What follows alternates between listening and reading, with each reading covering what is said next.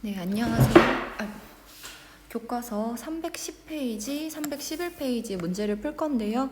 문제 미리 풀고 그 다음에 강의 듣도록 하세요. 이제 첫 번째 문제는 전자기 유도 관련된 문제인데요. 이제 문제를 천천히 보시면 다음과 같이 코일에 막대 자석에 N극을 넣는 순간 코일에 연결된 검유계의 반응이 오른쪽으로 움직였다. 근데 이 문제에서 물어보는 거는 검유계의 바늘을 왼쪽으로 움직이게 하는 방법을 두 가지를 쓰시오 라고 이야기를 했지요. 그럼 이거는 전류의 방향을 바꾸라는 거니까 우리가 알고 있는 손가락을 지금 사용할 필요는 없네요. 지금 N극이 다가오는 순간이랑 전류의 방향이 반대가 되는 경우는 당연히 N극이 멀어지는 순간이고, S극 입장에서 보면 N극이 다가올 때랑 S극이 다가올 때 전류의 방향이 다르겠죠? 그래서 두 가지는 이렇게 써주시면 됩니다. 우리가 항상 전자기 유도할 때는 N극이 다가올 때, N극이 멀어질 때, S극이 다가올 때, S극이 멀어질 때 이 네 가지 경우밖에 없기 때문에 각 상황에 따라서 전류가 어디로 흐르는지, 자기장이 어떤 방향으로 생기는지에 대해서 꼭 복습하세요. 그 다음에 두 번째 보시면 발전기에 대한 설명인데요. 이제 발전기 같은 경우는 잠깐 확대할게요. 발전기는 말 그대로 전기를 만들어내는 건데, 이 발전기 같은 경우는 코일에 자석이 여기 있는 걸로 설명할게요. 발전기의 회전자가, 이거는 우리 교과서나 프린트에는 자석이라고 나와 있어요. 자석이 코일 속에서 회전하면서 유도 기전력이 발생한다. 우리가 일반적으로 알고 있는 유도 전류가 흐른다. 같은 말이죠. 그래서 기억 맞고요. 전자기 유도 현상을 이용해서 전기 에너지를 생성한다. 이것도 맞고요. 그 다음에 운동 에너지가 전기 에너지로 전환된다. 왜냐하면 자석이 회전하는 것 자체가 운동 에너지고 그로 인해서 유도 기전력이 발생하기 때문에 디귿도 맞다고 할 수 있습니다. 우리가 이제 코일의 자석을 가까이 할 때 멀리 할 때 유도 전류가 흐른다라고 얘기를 하고 그때 유도 기전력이 발생한다라고 얘기를 하잖아요. 지금 여기서 기전력을 너무 어렵게 생각하지 말고 전력이라고 생각해 주시면 됩니다. 그럼 잠깐 복습해보면 유도 전류의 세기가 커지는 것, 다시 얘기하면 유도 기전력의 세기가 켜지는 방법은 세 가지가 있었죠. 우선 자석의 세기가 크거나 코일의 가문수가 많거나 아니면 자석이 움직이는 속도가 빠르거나 이 세 가지 경우가 있었습니다. 언제나 유도 전류가 흐르려면 자석이 움직여야 된다라는 사실을 잊지 말고 기억하시면 됩니다. 그 다음에 이제 발전기를 이용해서 더 크게 에너지를 만들어내는 게 발전소의 개념이죠. 그럼 화력발전소랑 핵발전소의 공통점에 대해서 이야기를 하라 그랬는데요. 잠깐 정리를 해보면 화력과 핵 같은 경우는 처음에 사용하는 에너지원은 다르지만 결국 증기의 힘으로 터빈을 돌리고 전기 에너지를 얻는다. 잘 안 보이네요. 이거는 같은 얘기죠. 그럼 터빈을 돌릴 수 있기 때문에 이 터빈에 연결된 발전기가 돌아갈 수 있고 결국 우리가 이번에서 얘기했던 유도 전류가 생성된다. 유도 전류가 흐를 수 있다라는 거. 그래서 이게 기본적인 내용이고요. 그러면 공통점이니까 발전기에 연결된 터빈을 돌린다. 맞고. 화석연료의 화학 에너지를 이용한다. 이거는 화력발전소에 대한 설명이네요.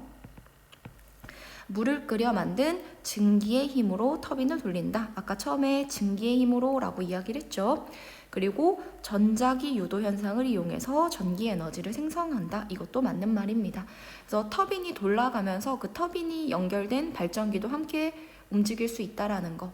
그렇게 보시면 돼요. 그럼 정리를 한번 해보면 화력발전소 같은 경우는 그 석탄이나 이런 석유에 있는 화학 에너지가 이제 열 에너지로 바뀌고, 그 열 에너지가 운동 에너지로 바뀌고, 결론적으로는 전기 에너지로 바뀌네요. 그럼 이제 핵발전소 같은 경우는 똑같이 핵 에너지가 이제 열 에너지로 바뀌고, 그 다음에 운동 전기 에너지로 바뀐다라는 거. 이게 어떤 애들을 에너지원으로 쓰느냐에 따라 달라진다라고 봐주시면 됩니다.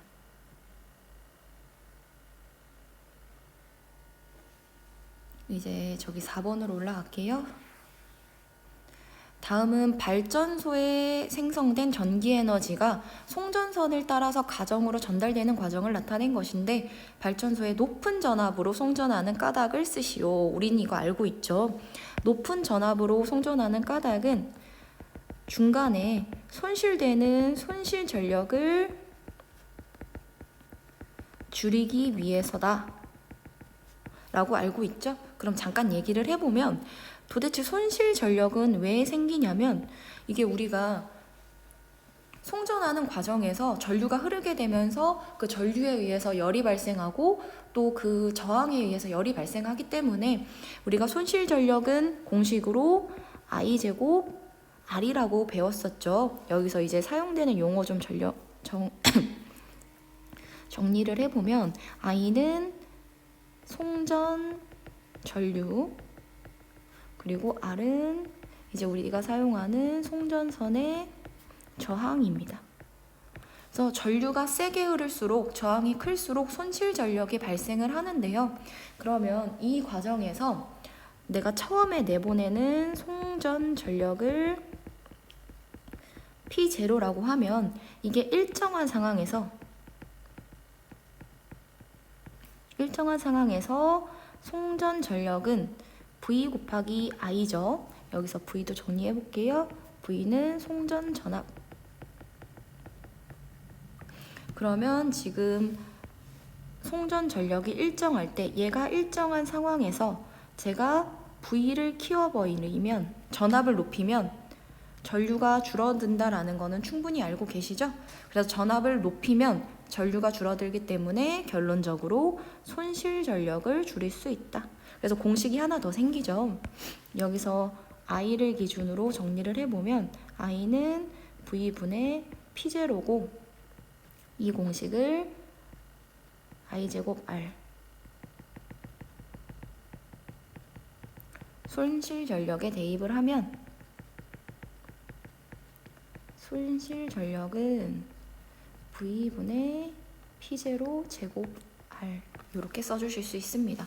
결론적으로 송전하는 전압이 클수록 손실되는 전력은 줄어든다라는 거, 우리 이거 배웠었죠. 그래서 한번 천천히 이해해 보세요. 그 다음에 5번 문제 보시면요, 5번 문제 같은 경우는 태양에서 수소 원자핵이 헬륨 원자핵으로 바뀌는 수소 핵융합 반응을 나타낸 것이다. 천천히 한번 볼게요. 여기서 우리한테 필요한 개념은 E는 MC 제곱이고, 어떤 과정에서 질량이 변할 때, 변하는 건 이제 삼각형 델타라고 쓸게요. 질량이 변할 때 에너지도 변하고, 우리가 여기서 필요한 거는 손실된 질량으로 인해서 어떤 에너지 변화도 생기기 때문에 에너지가 방출된다. 손실된 질량만큼 에너지가 방출된다. 이게 우리가 수소 핵융합 반응을 배우는 이유죠. 그래서 하나씩 천천히 보면, 우리 프린트에는 뭐라고 쓰여져 있냐면, 4개의 수소 원자핵이 하나의 헬륨 원자핵이 되는 반응이다 라고 나와 있는데, 그림을 보면은 수소 원자핵이 하나, 둘, 셋, 넷, 다섯, 6개가 보이잖아요. 근데 한번 결론을 보시면 수소 원자핵 6개가 반응에 참여하긴 하지만, 실질적으로 헬륨 원자핵 하나랑 나머지 수소 원자핵 2개를 만들어내기 때문에, 그냥 순수하게 보시면 수소의 핵융합 반응 같은 경우는 4개의 원자핵이 하나의 헬륨 원자핵으로 합쳐진다라는 거 이렇게 기억하시면 됩니다. 그리고 또 아셔야 될 게 뭐 중수소, 삼중수소 이런 게 아니고 지금 여기서 사용하고 있는 여기서 얘기하는 수소 원자핵은 하나의 양성자로 이루어져 있고 그림을 보시면 알 거예요. 빨간 게 양성자. 그리고 여기서 얘기하는 헬륨의 원자핵은 2개의 양성자와 그리고 2개의 중성자로 이루어져 있다라는 거. 이런 것 정도는 그냥 기본 개념으로 알고 계셔야 됩니다. 그럼 도대체 질량결손이 뭐냐? 우선 그것부터 한번 설명을 해볼게요. 헬륨의 원자핵은 헬륨 원자핵의 질량을 측정을 해봤을 때 4.001 단위는 생략하겠습니다. 4.001이 나오는데 이거를 그냥 순수하게 비교를 해보면 분명히 헬륨 원자핵은 양성자 2개에다가 중성자 2개자가 합쳐지는 거잖아요. 근데 양성자, 중성자 2개를 합친 질량은 4.0320이라고 이제 계산이 나왔어요. 그러면 핵융합 과정에서 양성자 2개와 중성자 2개가 융합을 했을 때 질량은 같아야 되는데 실제로 질량 차이가 얼마만큼 나냐면 0.0305만큼 감소했다라는 걸 우리가 알 수 있어요. 과학적으로 계산을 해보면. 그럼 이 감소된 질량이 결국 에너지로 방출된다라는 거. 그래서 이 핵융합 과정 같은 경우는 분명히 양성자 2개와 중성자 2개의 질량은 요만큼인데 그로 인해 만들어진 헬륨 원자핵의 질량은 그것보다 작다라는 거. 그렇게 질량 결손이 발생했고 그 감소한 질량 결손만큼 에너지로 방출된다라는 게 이제 태양 안에서 일어나는 수소 핵융합 반응의 골자입니다. 그래서 이 개념만 이해해 주시면 돼요. 태양 중심부에서 일어나는 반응이고요. 핵융합 반응이 일어나는 과정에서 감소한 질량, 아까 우리 감소한 질량 보셨죠?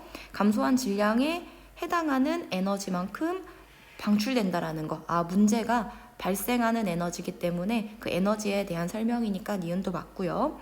그 다음에 발생한 에너지는 이제 지구에 도달해서 에너지 전환과 순환을 일으킨다. 에너지 전환도 일으키고 순환도 일으키고 둘 다 일으킨다. 우리가 알고 있는 뭐 고위도와 저위도에서 에너지 순환이 일어나는 거 우리 알고 있죠? 전환도 열 에너지가 이것저것 바뀐다라는 거. 그래서 기억, 니은, 디귿도 다 맞습니다. 이제 다음 페이지로 넘어갈게요. 금방 한 질량 결손이랑 똑같은 문제인데요. 천천히 한번 보시면 양성자 1개와 리튬 원자핵이 충돌해서 헬륨 원자핵을 만든대요.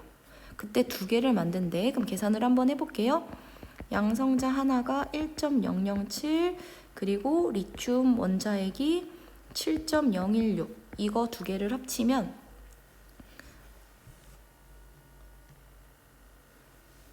8.023이고요. 얘네들이 융합을 해서 헬륨 원자핵 2개를 만든대요. 그럼 헬륨 원자핵의 질량이 여기 있으니까 2개면 4.004. 8.004요. 분명히 얘와 얘가 합쳐진 질량이 이거 8.023인데 실제로 핵융합 과정이 끝나고 났을 때 생성된 헬륨 원자핵 2개의 질량은 8.004밖에 안 된대. 얼마가 결손이 일어났냐면 0.19가 결손이 일어났고 이 결손된 만큼 에너지로 방출된다라는 거. 이게 우리가 얘기하는 핵융합 발전에 대한 그냥 개념이라고 생각해 주시면 됩니다. 그 다음에 7번 핵발전소 원자를 모식적으로 나타낸 건데요. 핵발전소는 이제 우리가 알고 있는 핵융합이 아니라 일반적으로 핵분열을 이용한 거죠. 우라늄의 핵분열이 연쇄적으로 일어나는 과정. 우리 이거는 그냥 핵분열 발전. 그러면 우라늄이 갖고 있는 핵 에너지가 열 에너지로 바뀌고 그 열 에너지가 운동 에너지로 바뀌고 마지막으로 운동 에너지가 전기 에너지로 바뀐다. 이 정도만 알고 계시면 됩니다. 그리고 이제 옆쪽으로 가시면 신재생 에너지는 그냥 강의에서도 빠져 있어요. 신재생 에너지 부분은 그냥 한번 읽어만 보시고 그 다음에 오늘 배워야 될 내용이 이제 수소 연료 전지인데요. 이거 우리 프린트 21페이지 잠깐 준비해 보시겠어요? 21페이지 프린트 준비하세요.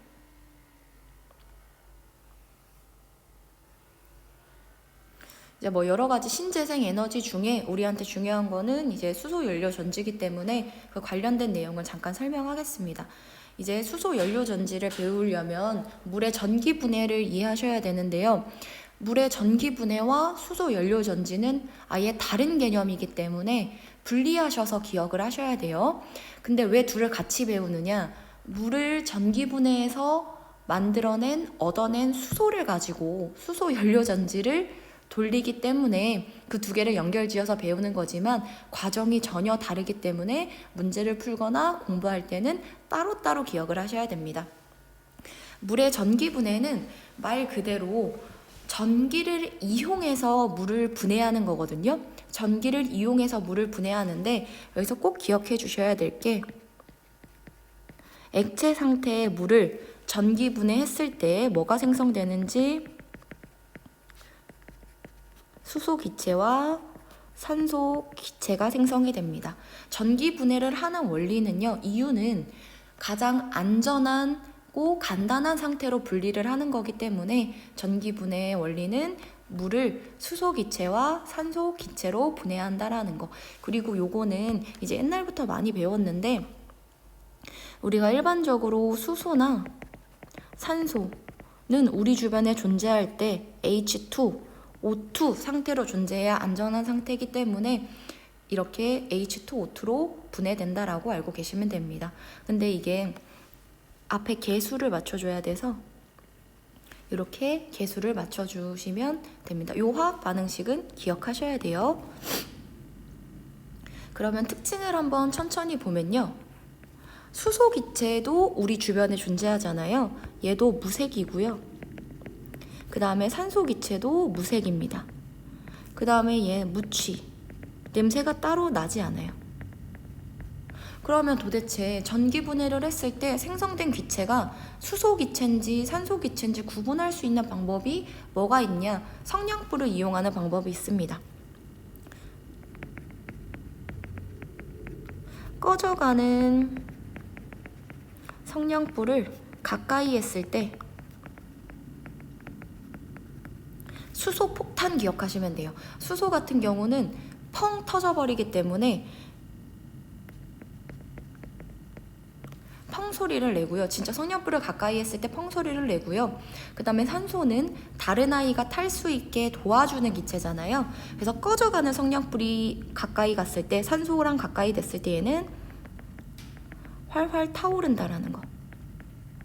그래서 우리가 얘를 굳이 어려운 말로 얘기를 하면 가연성 기체, 지가 타버리는 기체고 산소는 조연성 기체, 남이 타는 걸 도와주는 기체다라고 얘기를 합니다. 그 다음에 중요한 거는 수소 기체와 산소 기체를 만들어내기 위해서 지금 전기 분해를 하잖아요.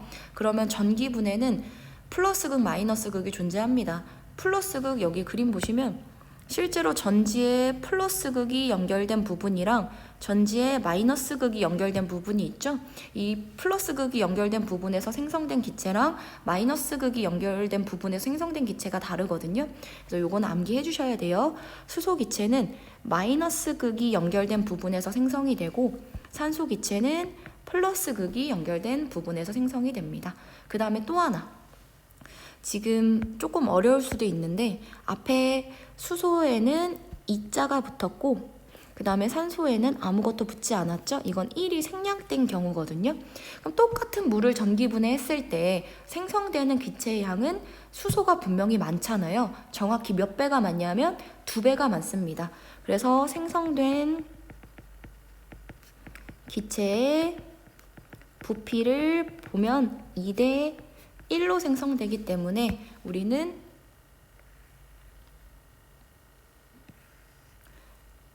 1번, 2번으로 요거 2번으로 3번으로 각각 어떤 기체가 생성이 됐는지 구분할 수 있다라는 거. 눈으로는 구분을 할 수 없어요. 왜냐하면 둘 다 무색이고 냄새도 안 나고. 성냥불을 갖다 댔을 때 뭐 펑소리가 나냐, 활활 타오르냐, 그리고 얘는 뭐 무슨 극에서 생성되느냐, 생성된 기체의 부피가 몇 대 몇이냐, 이런 걸로 우리가 구분할 수 있습니다. 지금 이제 이 그림은 되게 간략하게 나왔는데, 보통 사용하는 다른 전기분해 같은 경우는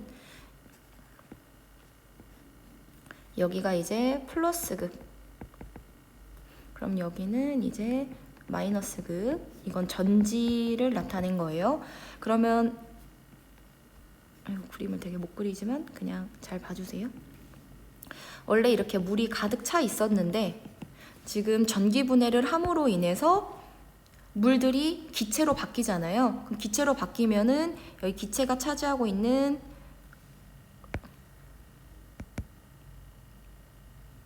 빈 공간이 생깁니다.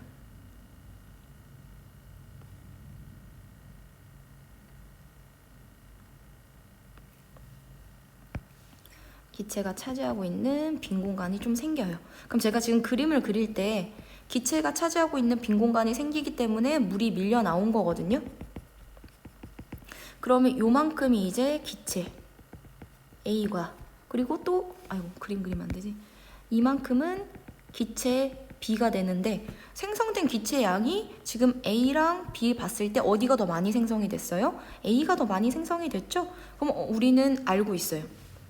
수소기체랑 산소기체 중에 수소기체가 더 많이 생성된다라는 거. 그래서 여기는 수소기체가 생성됐구나. 그리고 여기는 산소기체가 생성됐구나. 이렇게 알아볼 수 있습니다.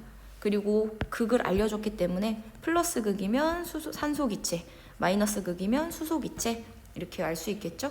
그래서 그림이 지금 이 그림 같은 경우는 지금 교과서에 있는 그림이거든요. 이 그림 같은 경우는 기체가 얼마나 생성됐는지 눈으로 볼 수가 없어요.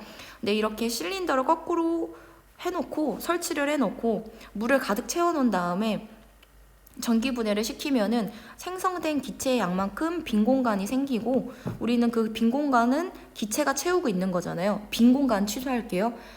원래 물이 채우고 있던 곳을 기체가 채우게 된 거고, 그러면 이렇게 투명하게 보이는 이 공간을 우리는 기체에 발생한 양, 부피라고 생각을 하기 때문에 기체가 얼마나 생성됐는지, 그리고 그 생성된 양을 보고 이거는 많이 생성됐으니까 수소기체네, 적게 생성됐으니까 산소기체네, 이렇게 추론할 수 있다라는 거.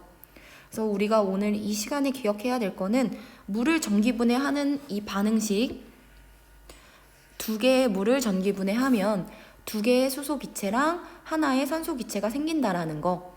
그리고 생성된 수소기체와 산소기체의 특징, 무색무취. 그럼 도대체 구분할 수 있는 방법은 뭐냐? 꺼져가는 성냥불을 가까이 했을 때 펑 소리가 난대. 그러면 수소. 활활 타오른대. 그러면 산소기체. 그리고 생성되는 극이 다르다는 거. 마이너스 극에서 생성되는 건 수소기체, 플러스 극에서 생성되는 건 산소기체. 그리고 마지막으로 이렇게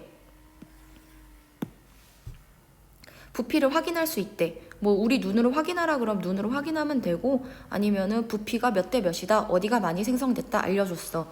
그러면 많이 생성되는 쪽이 수소기체라는 거, 정확히 2대 1의 비율로 생성된다. 이 정도는 꼭 알고 계시면 됩니다. 그러면 이걸로 물을 전기분해해서 결론적으로 내가 원하는 게 뭐냐면 수소를 얻었고, 그 수소를 이제 어디다 사용을 할 거냐면 연료전지로 사용을 하는 겁니다. 연료전지. 그러면 이 부분을 다시 정리를 한번 해볼게요. 연료전지의 개념은 뭘까요? 수소를 연료로 사용을 해서 전지를 만들어낸다라는 게 연료전지의 개념이거든요.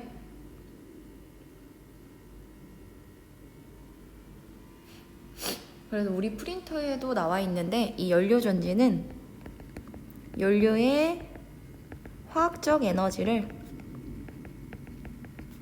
전기 에너지로 바꿉니다. 말 그대로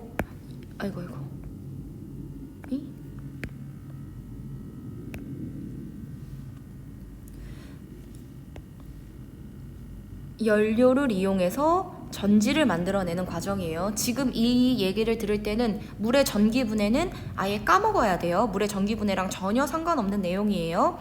연료, 내가 물의 전기분해를 통해서 얻어낸 수소 연료, 여기까지가 끝이에요. 수소 연료를 이용해서 전기 에너지를 만들어내는 것이다. 그러면 우리 한번 복습 좀 해볼까요? 플러스 극이 있고 전지에는 언제나 마이너스 극이 있습니다. 그러면 플러스 극에서 마이너스 극으로 뭐가 흐르냐면 전류가 흐르고요. 반대로 마이너스 극에서 플러스 극으로는 전자가 흐릅니다. 그러면 이제 전지 같은 경우는 전지예요. 우리는 마이너스 극은 이제 전자를 잃는 반응이 일어날 거고요. 반대로 플러스 극에서는 전자를 얻는 반응이 일어납니다. 잘 기억 안 나겠지만 우리 이거 전에 배웠었는데 전자를 잃는 반응은 우리는 산화라고 얘기를 하고요. 선생님, 산화는 산소 아닌가요? 아니, 여기서는 전자로 설명합니다. 전자를 얻는 반응은 반대로 환원이라고 얘기를 해요. 우리가 화학적으로 전지를 만드는 방법은 산화 반응을 일으켜서 그리고 환원 반응을 일으켜서 전자를 이동하게 만들고 전자가 이동하면 전류가 흐르기 때문에 우리는 전지를 만들어내는 것이다. 그리고 플러스 극, 마이너스 극은 전자가 흐르는 쪽을 기준으로 반대 방향으로 전류가 흐르기 때문에 우리가 플러스 극이다, 마이너스 극이다 정의를 해줄 수 있습니다. 그럼 천천히 한번 볼게요. 천천히. 마이너스 극에서는 수소 기체가 공급받은 수소 기체가 4개의 수소 이온이 되면서 4개의 전자를 내놔요. 그럼 여기서는 전자를 잃고 우리는 산화되었다라고 합니다. 전자를 잃고 산화가 됐고요. 지금 잠깐 그림을 보시면요. 지금 여기 수소 기체가 지금 전자를 내놨고 그 다음에 4개의 수소 양이온을 잘 안 보이나? 4개의 수소 양이온을 내놨죠? 그 수소 양이온들이 이제 어디로 이동하냐면 옆쪽으로 이동을 하고요. 그리고 이 전자들은 도선을 타고 이동을 했고요. 그러면 여기서는 어떤 반응이 일어나냐면 준비되어 있던 산소 기체랑 이동해 온 수소 양이온이랑 또 도선을 따라온 4개의 전자가 만나서 결론적으로는 H2O, 2개의 H2O 물을 만들어낸다라는 거. 선생님, 그러면 이건 뭘까요? 처음에 마이너스 극에서 이거는 마이너스 극이라고 하는 거는 지금 전지예요. 외부로부터 에너지를 공급받은 상황이 아니고 그냥 마이너스 극이라고 기준을 합니다. 전자가 출발하는 극을 마이너스 극이라고 하기 때문에 지금 마이너스 극이라고 하는 거예요. 수소 기체가 4개의 수소 양이온이 되고 여기 개수 2가 빠졌네요. 4개의 수소 양이온이 되면서 4개의 전자를 내놓습니다. 이 과정을 우리는 전자를 잃고 산화됐다라고 얘기를 할게요. 그럼 내가 잃어버린 전자는 지금 도선을 따라서 이동을 하고요. 그림을 봐주세요. 도선을 따라 이동을 하고요. 그 다음에 이 수소 양이온은 그냥 전해질 사이에서 둥둥 떠다닐 수 있기 때문에 한쪽으로 또 이동을 합니다. 그러면 이제 도선을 따라 이동한 전자랑 그리고 전해질을 따라서 이동한 수소 양이온이랑 준비되어 있던 산소 기체가 만나서 물을 만들어낸다라는 거. 이게 수소 연료 전지거든요. 그럼 이게 왜 전지냐면 지금 얘가 내놓은 전자가 도선을 따라서 이동을 하기 때문에 전자가 이동을 하면 반대로 전류가 흐르기 때문에 우리는 이걸 전지라고 부릅니다. 그래서 우리는 각각의 극에서 일어나는 것들을 꼭 기억해 주셔야 된다라는 거. 빈칸을 한번 채워볼게요.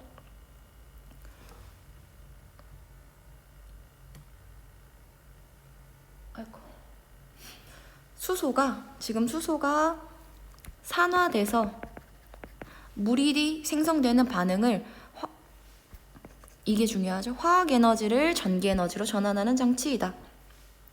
물의 전기분해는 이짓이라고 했어요. 수소 기체를 공급하고 수소는 전자를 잃고 수소 이온으로 산화된다. 그리고 그 잃어버린 전자는 도선을 타고 이동을 하고요. 그리고 도선을 타고 이동한 곳에 산소 기체가 있고요. 그 산소 기체랑 수소 양이온이랑 전자랑 만나거든요. 근데 결론적으로 산소는 전자를 얻어서 환원되고 그 다음에 H 플러스랑 반응하면서 물을 생성한다라는 거. 선생님, 환원되는 게 먼저예요? H 플러스랑 반응하는 게 먼저예요? 이건 중요하지 않고요. 이 준비되어 있던 산소 기체가 전자를 얻는다라는 거. 그래서 환원이 일어난다라는 거. 그냥 이렇게 기억해 주시면 됩니다. 그럼 정리해 볼게요. 마이너스 극에서 일어나는 반응은 2개의 H2 기체가 4개의 H 플러스 기체가 되고 4개의 전자를 내놓는 반응. 플러스 극에서 일어나는 반응은 준비되어 있던 산소 기체와 전해질 타고 둥둥 넘어온 H 플러스 양이온이랑 도선 타고 넘어온 4개의 전자가 만나서 2개의 물을 만들어내는 과정. 결론적으로 전자는 여기서 잃었기 때문에, 얘는 전자를 잃었기 때문에 여기선 산화가 일어났고 여기선 전자를 얻었기 때문에 환원이 일어난다. 그리고 전자가 이렇게 도선을 타고 이동하기 때문에 전류가 흐르고 얘를 전지라고 부른다. 이렇게 결론 지으시면 됩니다. 그러면 프린트 아래쪽으로 해야 되기 때문에 잠깐 넘어가면 장점. 기존의 연소 방식에 비해 효율이 높다. 왜냐하면 그전에는 화석연료를 태우고 그 다음에 열에너지를 얻어서 다시 운동에너지로 바꿔서 전기를 생산했잖아요. 그 과정이 굉장히 단순화됐고요. 생성물로 물만 배출되기 때문에 친환경적이고 돌아가는 게 없기 때문에 소음이 거의 발생하지 않습니다. 그래서 넓은 영역에 이용될 수 있고요. 문제는 이제 수소를 아직까지 대량 생산하고 운송하고 저장하는 데 비용이 많이 들거든요. 그것도 문제고, 수소 아까 폭발하기 때문에 여러 가지 문제점들이 있다라는 거. 그래서 그 문제를 해결하기 위해서 우리는 지속 가능한 노력을 해야 되고, 이것들은 한번 읽어보시면 됩니다. 그럼 아까 교과서에서 안 풀고 넘어간 문제 한번 볼게요. 최종 생성물은 물이다. 맞죠? 최종 생성물이 물이에요. 수소 기체가 공급이 되고 산소 기체가 공급이 되고, 결론적으로 얘네들이 좀 복잡한 과정을 거치지만 H2O 물을 생성하고 있다라는 거. 화력 발전에 비해 에너지 효율이 높다. 화력뿐만 아니라 다른 수력 기타 등등보다 에너지 효율이 높고요. 전기 에너지를 화학 에너지로 전환한다. 이거 아니죠. 연료 전지의 말을 잘 생각해 보세요. 연료가 갖고 있는 어떤 화학 에너지를 이용해서 전기 에너지를 만들어낸다라는 거. 그리고 화석연료에 비해 오염물질을 굉장히 적게 방출한다. 그래서 우리는 마이너스 극에서 그림이 잘 안 보이네요. 마이너스 극에서 무슨 반응이 일어나고 플러스 극에서 무슨 반응이 일어나는지, 지금 물의 전기 분해랑 수소 연료 전지랑은 완전히 다른 개념이에요. 물의 전기 분해는 전기를 이용해서 전기를 공급해서 전기 분해를 하는 거고, 수소 연료 전지는 어떤 화학 반응을 이용해서 전기를 만들어내는 거기 때문에 아예 다릅니다. 여기 왜 수소 일부러 이렇게 해놓은 건가? 교과서에는 H2 그리고 이동하는 거는 H 플러스, 그리고 여기는 O2 기체 O2 기체 그리고 H2 이렇게 있다라는 거. 여기 부분 제 거에만 안 보이는 건가요? 다시 빨갛게 쓸게요.